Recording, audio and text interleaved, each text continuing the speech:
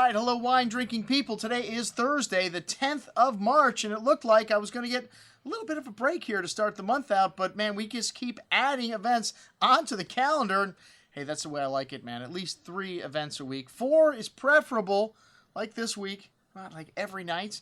And then this event just popped on the calendar for next week. Our good friend Trey Christie is in from the Spire collection, which is all of the really high-end stuff from the Jackson family portfolio of wines. And these guys are making some of the top wines, not just in California, but all over the world, like this Chardonnay from South Africa that we're going to be having to start out this tasting. Most expensive Chardonnay made in South Africa? Could be. It's the most expensive one that we have ever had here at the Wine Watch. This Capensis, and we've had this before, man. Outstanding wine. It's from a single vineyard, Finbosch Vineyard, and really just incredible complexity in this wine.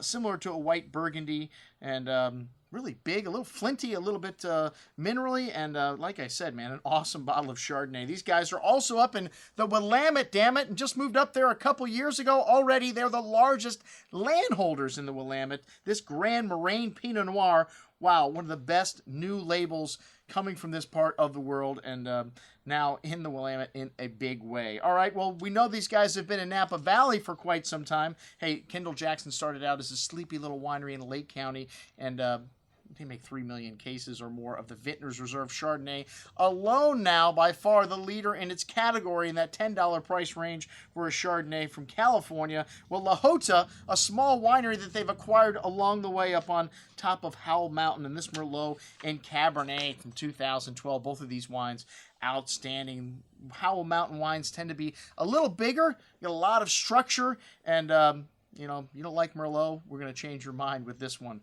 right here. All right, the Mount Brave, another new label from this winery, and these Mount Veeder wines, the Malbec and the Cabernet, both outstanding. Mount Veeder, this high altitude appellation, seems to be one of the best areas for Malbec in all of Napa Valley. These 2012s, also a lot of forward appeal, but these mountain wines are going to need a little bit of time. All right, and a new wine for me, the Capture Red, which I haven't had this wine before, from Spring Mountain. Should be interesting to try this with Trey, who's on his journey to become a master sommelier, and all the guys that work for this Jackson Empire seem to be very sharp, just like Trey.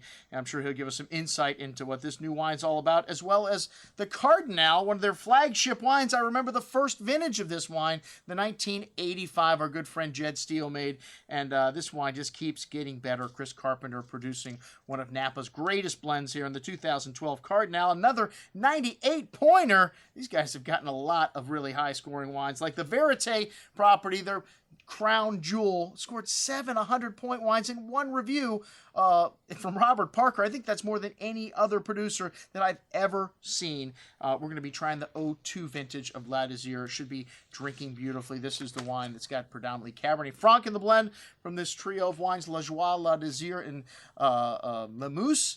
And, of course, Tony will be serving a few small courses to accompany these wines. This is a sit-down tasting. We've only got 14 seats available. So check it out, as well as all the reviews we've gotten. The What I Drank Yesterday, our killer Chateau Lafite tasting back to 1945 being reviewed today. I'm your host, Andrew Lampasoni, signing off for the Wine Watch, saying, remember, always drink the good stuff first.